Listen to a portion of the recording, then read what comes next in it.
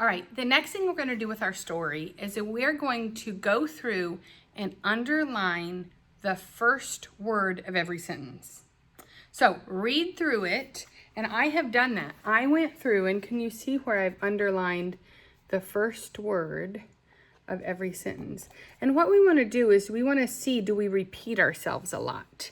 So what I'm going to do, I'm going to read my words, Mrs. Wolf. I will read, I'm just reading the first word, and she's just writing on the first word. So I'll switch sides with you. Okay. My, it, my, I, they, I.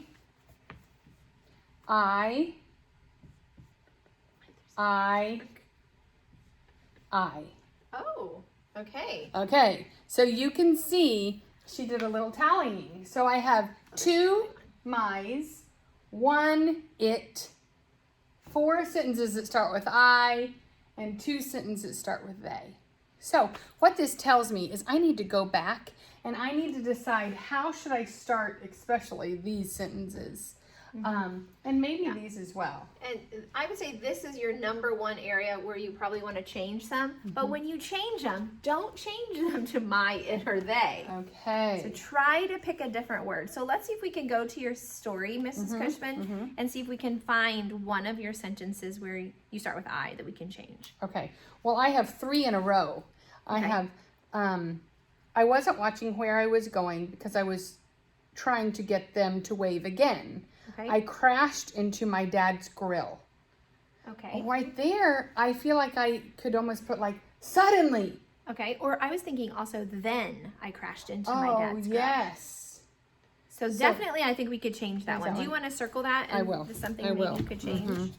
I'm gonna put then, and I'm actually gonna put suddenly, and then I'm gonna circle because I know I need to change something here. Okay. You know what? My theys, I know I only have 2, but I have 2 right in a row.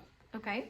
They were both in their bedroom and would wave at me when I drove by.